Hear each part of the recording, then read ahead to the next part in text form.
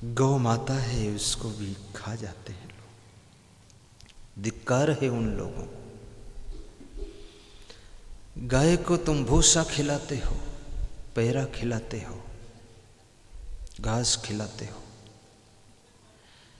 घास खाने वाली गाय, पैरा भूसा खाने वाली गाय, घास खाकर भूसा खाकर तुमको दूध बना कर देती है। तुम दूध पीते हो, गाय का दूध, भैंस का दूध।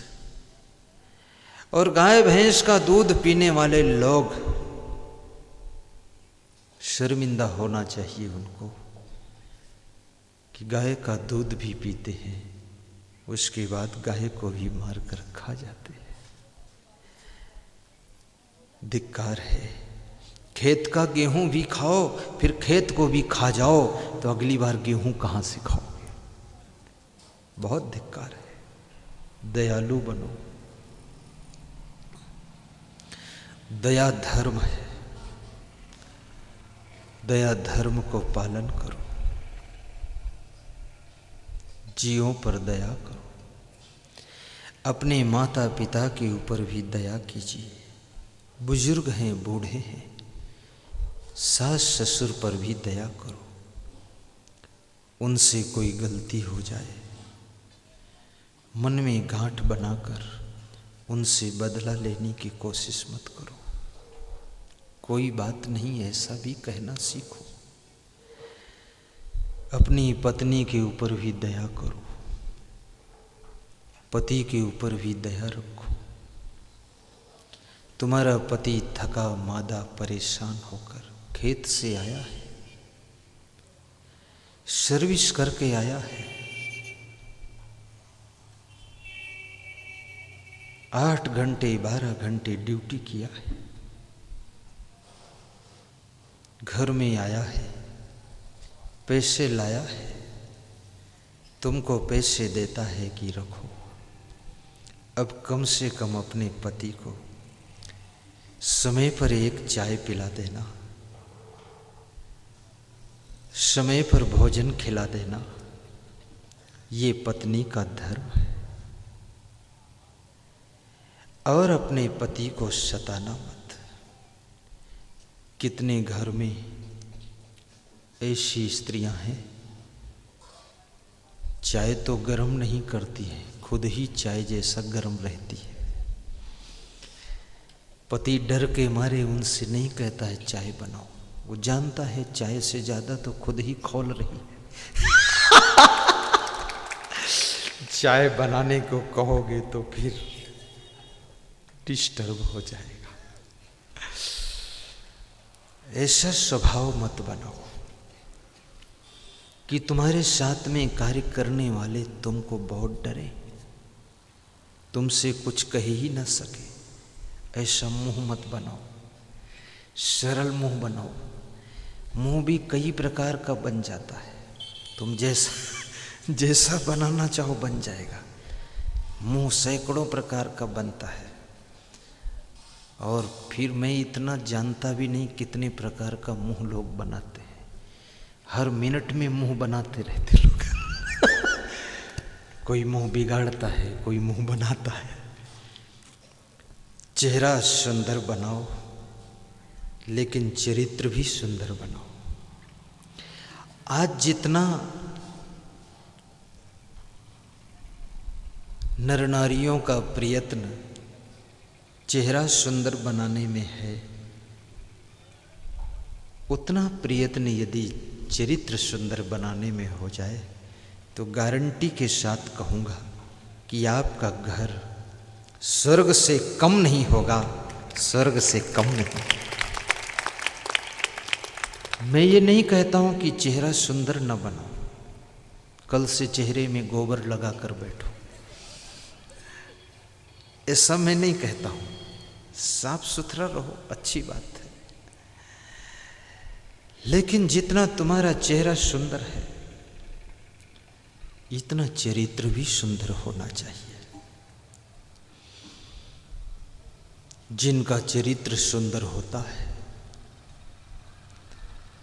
उनका जीवन चलता फिरता स्वर्ग होता है। स्वर्ग कहीं आकाश में नहीं है। ज़्यादातर लोगों की कल्पना है कि स्वर्ग आकाश में है। आकाश में स्वर्ग, इतना बड़ा स्वर्ग आकाश में कहाँ लटकेगा, नीचे गिर जाएगा। और आकाश में स्वर्ग और नीचे नरक। बहुत अच्छा सांकेतिक परिभाषा है। आकाश क्यों कहा? आकाश विशाल है, अर्थात जिसका हृदय विशाल है आकाश जैसा। आकाश निर्मल है, अर्थात जिसका जीवन का आकाश निर्मल है। आकाश शून्य है, अर्थात जिसका जीवन बुराइयों से शून्य हो चुका है। आकाश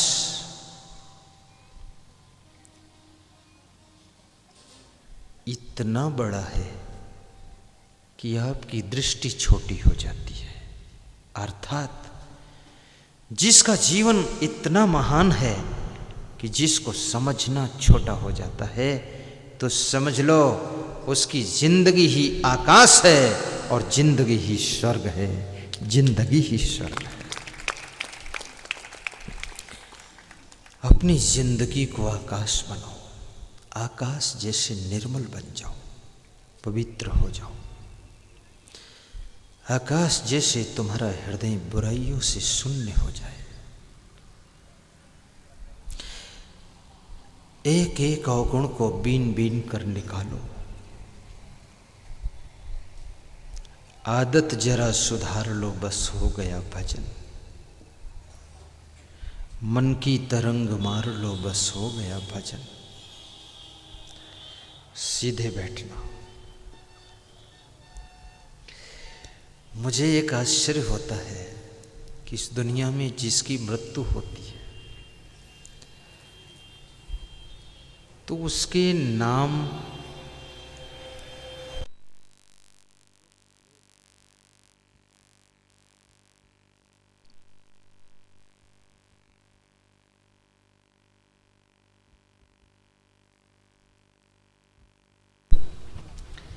उस बंदगी साहिब।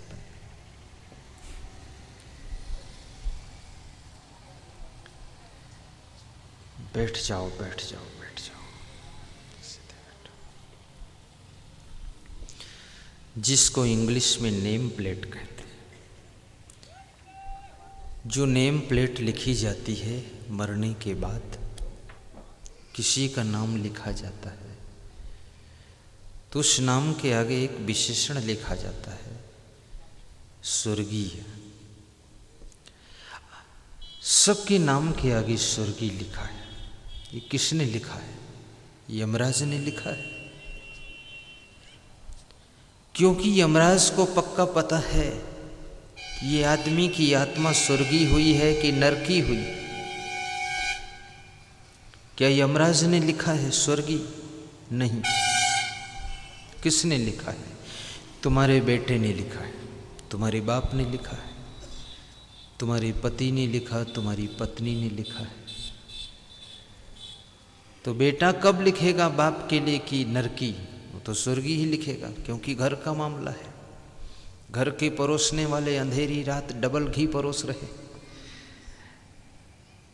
तो घर के लोगों को ही लिखना है, तो नरकी क्यों लिखें? स्वर्गीय ही लिखते रहते हैं।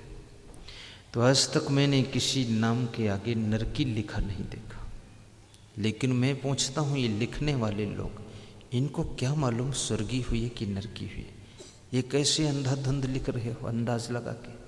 अंदाज में बाण छोड़ रहे हो। मारोगे चिड़िया और फूटेगी तुम्हारी माँ की आँख। अंधाधुंध बाण छोड़ तुम्हारी माँ की आँख में बाण लग जाएगा। ऐसे अंधेरे में बाण क्यों छोड़ते हो? कैसे तुम लिख रहे हो स्वर्गीय? किस भरोसे पर लिख रहे हो? चलो मैं मानता हूं लोग स्वर्ग में सब चले गए और सभी कहते हैं ऊपर स्वर्ग में गए, तो सब स्वर्ग में है, तो नरक में कौन है? नरक में कौन गया? कोई नहीं गया। तो नरक पूरा खाली पड़ा है, कोई है नहीं वहाँ। अब नरक में कौन जाएगा?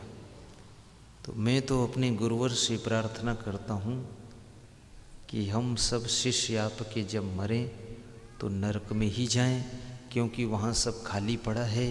बड़ा सा आश्रम बनाएंगे, प्रवचन करेंगे तो वो नरक भी स्वर्ग बन जाएगा।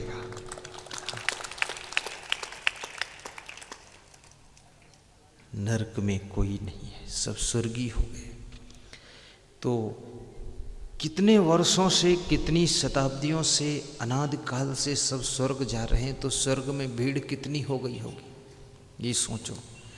और जहाँ भीड़ होती है तो भीड़ भाड़ होता है, फिर भीड़ भाड़, और भीड़ में धक्का मुक्की होती है। यहाँ थोड़ी भीड़ है तो यहाँ 10-15 लोग बिठाने के लिए है, यहाँ समझदार लोगों की भीड़ है। और वो स्वर्ग में तो टोटल पहुँचे हैं, दारू पीने वाले भी वहीं गए। तो दारू तो यहाँ पिया है, नशा वहाँ दिखा रहे होंगे। तो ये सब मुझे तो लगता है कि जो लोग सब स्वर्ग में पहुँचे हैं,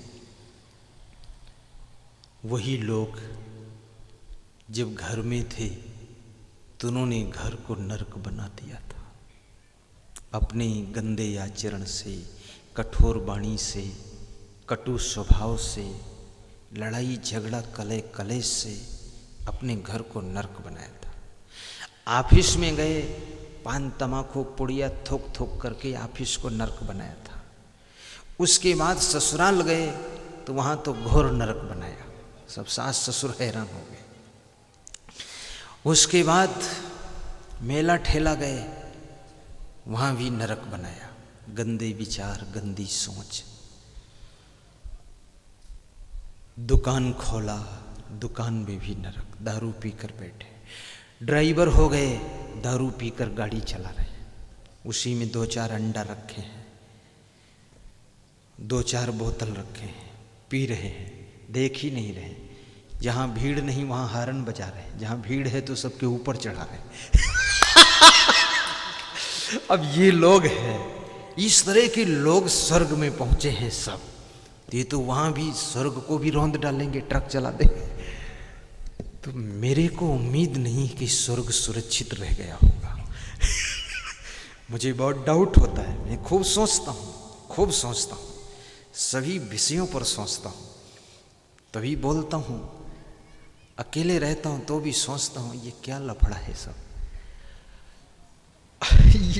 अब जिनके कर्म नरक वाले, चरित्र नरक वाले, आचरण नरक वाले, स्वभाव नरक वाला, वे सब मर के स्वर्ग में पहुंचे हैं, तो मुझे तो लगता स्वर्ग से भगवान भी भाग गया होगा।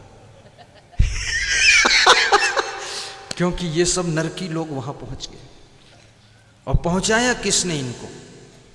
ऐसे तुम कहते हो भगवान कर्म का फल देता है, लेकिन बाप मर गया तो बेटा लिख देता है स्वर्गीय लाल बिहारी जी, तो ये बेटा ही फल देने वाला है क्या? यही भगवान बन गया? कैसे इसने डिसीजन लिया कि स्वर्गीय हो गए?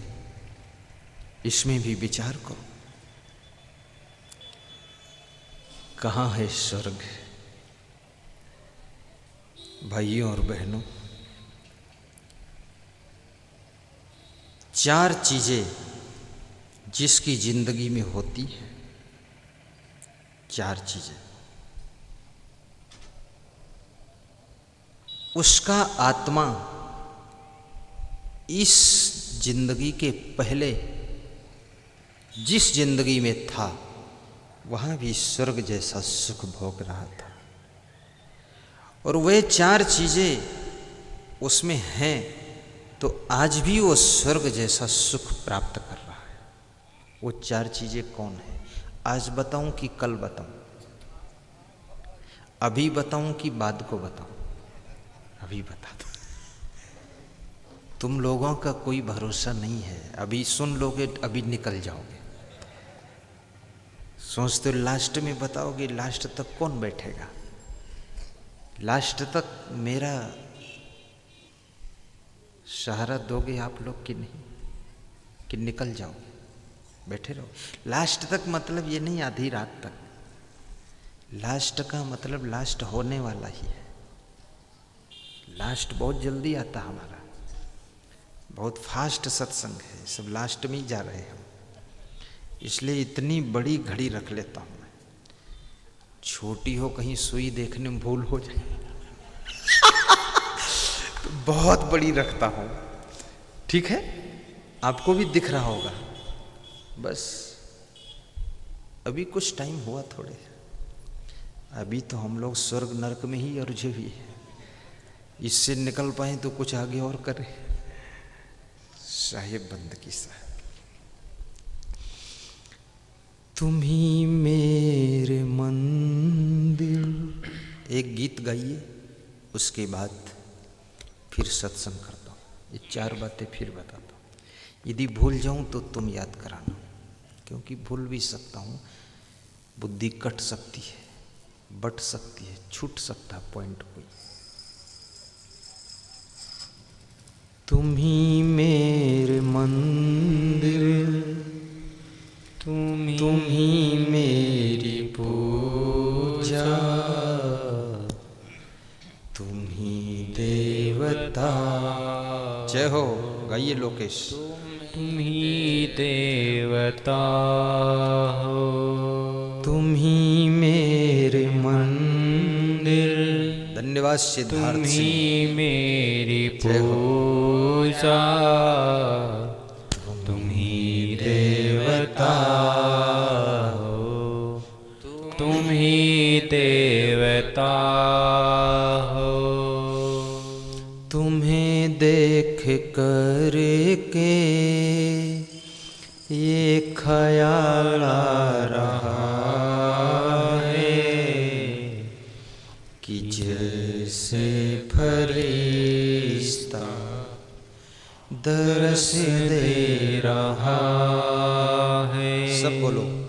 तुम्हें देख कर के ये ख्याल आ रहा है, जैसे फरिश्ता दरस दे रहा है। कोई मेरी आँखों को देखे तो समझे कि तुम मेरे क्या हो, कि तुम मेरे क्या हो।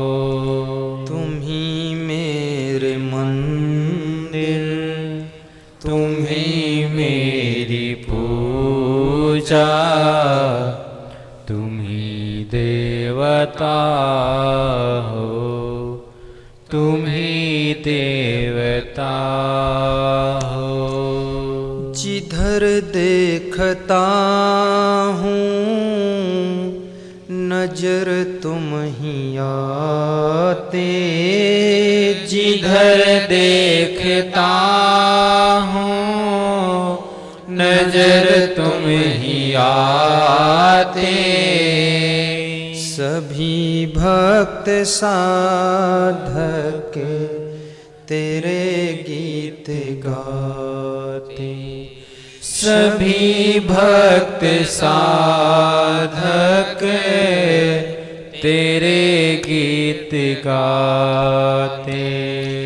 गीतों की माला के रचैया तुम ही हो। गीतों की सब गाइए, आवाज नहीं आ रही। के रचैया बहुत शर्म लग रही हो। जीवन की नैया के खिवैया तुम ही हो।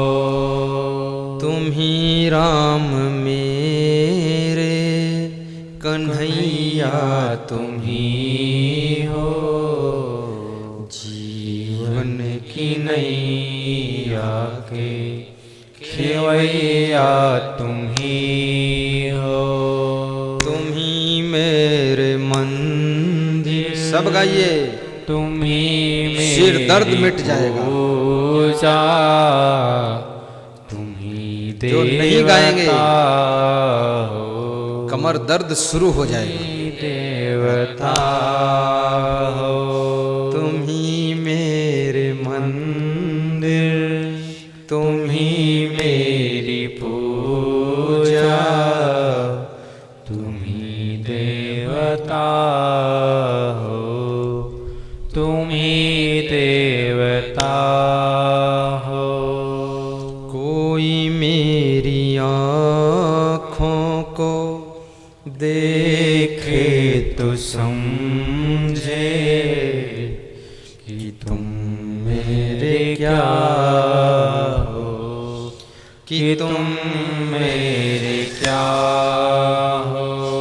कोई मेरी आँखों को देखे तो समझे कि तुम मेरे क्या हो, कि तुम मेरे क्या हो।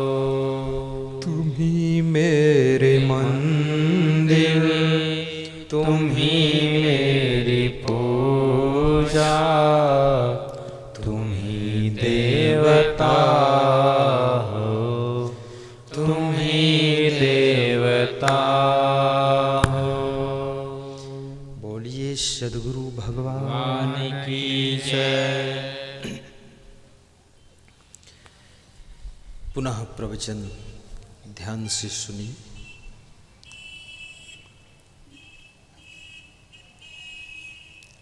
चित्त को एकाग्र कीजिए। समय पर प्रवचन पूर्ण कर दिया जाएगा। प्रेम से बैठे रहना। वे चार चीजें कौन सी हैं जो मनुष्य को जीते जी स्वर्ग जैसा सुख देती है, जीवन को स्वर्ग बना देती है? इसका उत्तर चाणक्य ने नीति शास्त्र में दिया है। स्वर्ग स्थिता नाम इह जीव लोके चत्वारि चिन्हानि बसन्ति देहे। दान प्रसंगो मधुरा च वाणी, देवार्चनम ब्राह्मण तर्पणश्च। और छह चीजें जिसके जीवन में विकसित हो जाती है उसका जीवन नरक बन जाता है। अत्यंत कोपः, कटुका च वाणी, दरिद्रता च स्वजनेषु वैरम, नीच प्रसंगा कुलहीन सेवा, चिन्हानि देहे नरक स्थितानाम। अर्थ यदि आप समझ गए हों तो अर्थ में न कहूं, और यदि समझ में ना आया हो तो अर्थ भी बता दो। हैं? बहुत अच्छा। ये मेरा काम है, ये मेरी जवाबदारी है, क्योंकि तुम्हें अर्थ ही सीखना होता तो हमको क्यों बुलाते? और मैं चाहता भी हूं कि तुम अर्थ कभी जान ना पाओ। तुम मेरे को बुलाओ, मैं अर्थ बताऊं। ये संत का धर्म है। जैसे घास चरना तुम्हारा धर्म नहीं, मनुष्य का, ये गाय का धर्म। घास चरे और घास को दूध में कन्वर्ट करे और आपको दूध दे। ऐसे संत का धर्म है कि वेद शास्त्र, इंजिल, बाइबिल, तौरेत, जंबूर, कुरान, पुराण सब पढ़े और पढ़ करके याद करे और याद करके उसका अर्थ भी समझे और अर्थ समझ करके तुमको सुनाए और अर्थ समझाए। ये संत का काम है, ये तुम्हारा काम नहीं, हमारा काम। बोलो सद्गुरुदेव की। इसलिए तो आप गाय की सेवा करते हैं। गाय से खेत में काम नहीं लेते आप, संत से भी खेत में काम नहीं लेते। अब संत खुद ही खेत में जुटे तो जय बजरंगबली, ठीक है। लेकिन आपके यहाँ हम आए तो आप मुझे खेत की बात नहीं करते, आप सिर्फ ज्ञान की बात सुनाइए। सही बात है। तो ये अर्थ बताना मेरा काम है।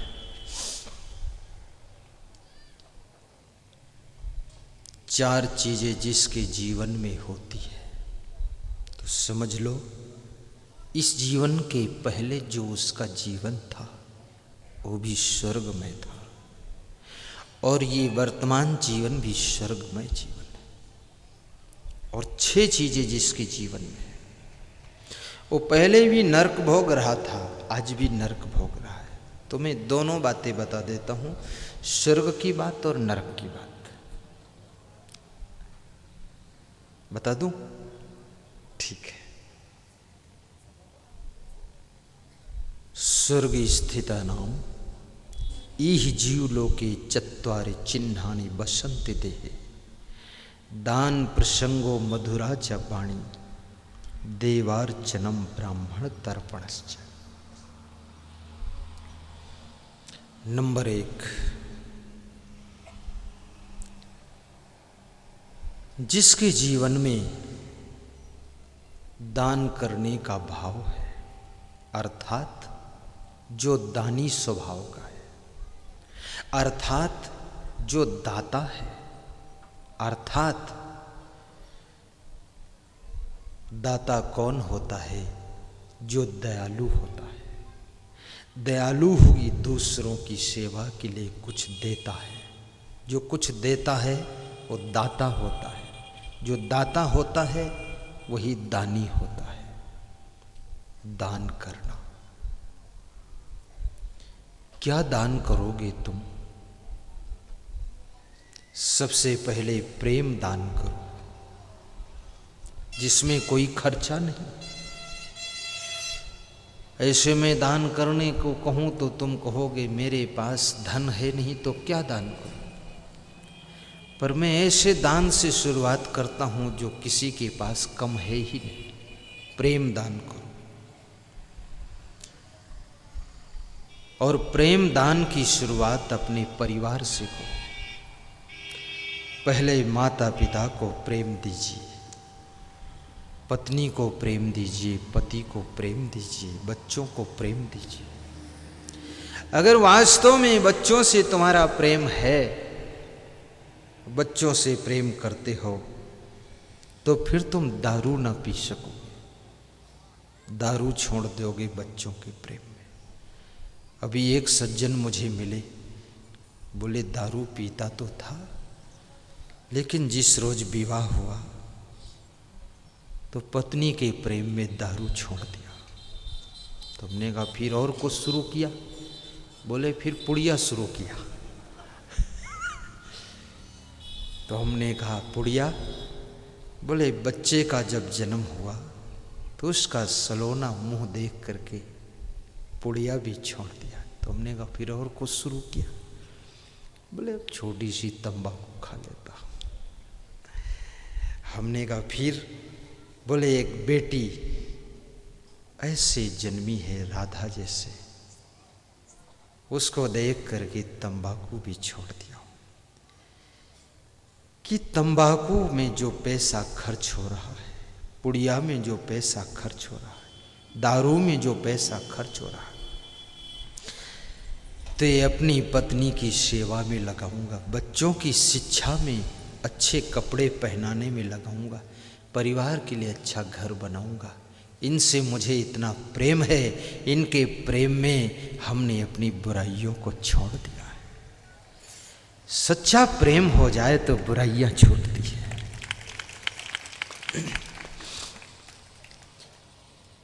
तो सबसे पहले प्रेम दान करो। दूसरा दान श्रम दान करो। श्रम, मेहनत दान करो।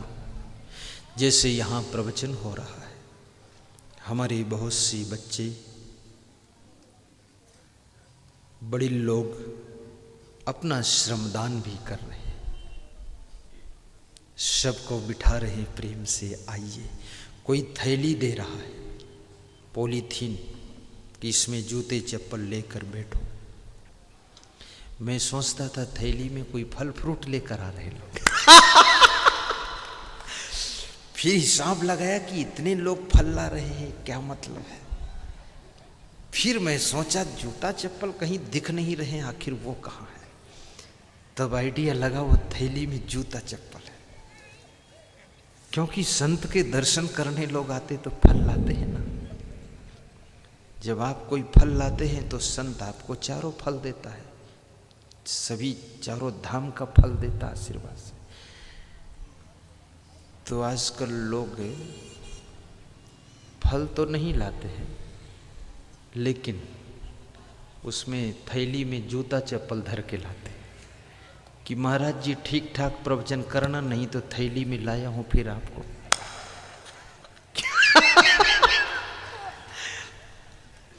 राजस्थान में मेरा प्रवचन था, लोगों ने कहा मैं डर के प्रवचन रखा हूं आपका। तो हमने कहा डर किस बात का।